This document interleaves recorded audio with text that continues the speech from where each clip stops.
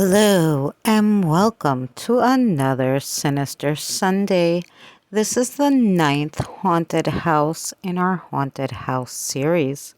This is the Merchant House, now museum in New York City.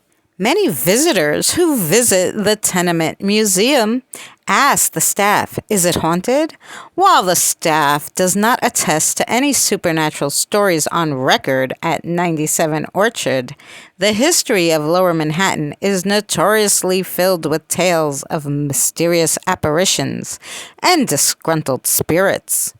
The Merchant House, a historic row house turned museum, stands at 29 East 4th Street and today is considered one of the best preserved federal buildings in New York City.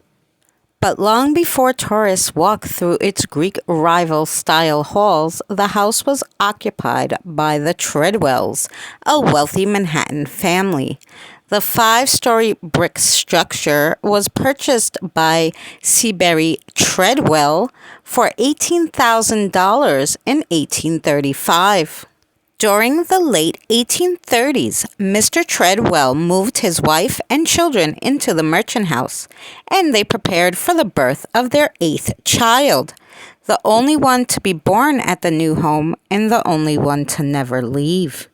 As legend goes, the youngest Treadwell, Gertrude, grew up surrounded by all the modern luxuries, ornate decor, and beautiful lavish furnishings money could buy. Many are still on display at the museum. In her 20s, Gertrude fell madly in love with a Catholic doctor named Louis Walton. However, the Treadwells were strict God-fearing Protestants, and her father, Seabury, immediately squashed the affair, separating the couple forever and breaking poor Gertrude's heart. While her parents died shortly thereafter, Gertrude promised to never disobey her father's wishes and remained unwed to any mortal soul. In 1909, at 69 years old, Gertrude was the last remaining Treadwell and the house's only occupant.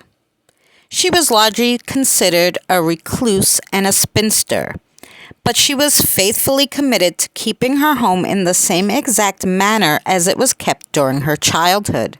She proceeded through life alone, barren of friends, family, or romance. The house was her only partner. When she finally died in 1933, Gertrude left the Merchant House in pristine period condition, making the project a quick transition from living quarters to public museum. According to the Big Book of New York Ghost Stories, Gertrude's spirit has been glimpsed by many lingering about the old mansion. There are countless reports of Gertrude's ghostly figure gliding up the stairs and through the halls, refusing to abandon her perfect home, even years after her demise.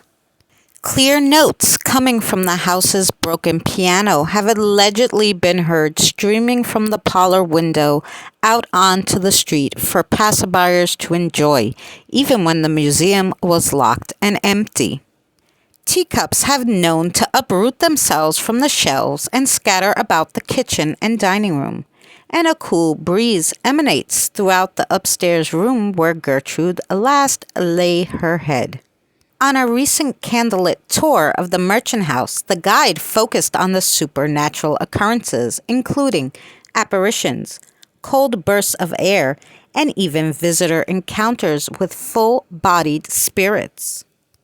The tour included family lore, staff sightings, and interviews with paranormal investigators who have visited the house many times.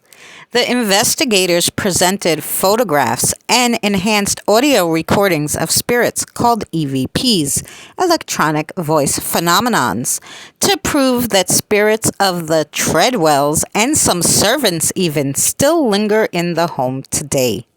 Whatever your belief in the supernatural, Gertrude's presence can easily be felt within the Merchant House, from her turn-of-the-century dresses to the empty sitting room abandoned with her extravagant furniture.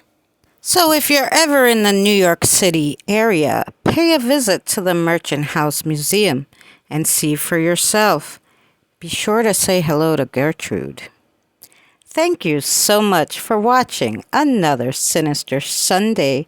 I hope you enjoyed this episode, and we'll see you on the next one.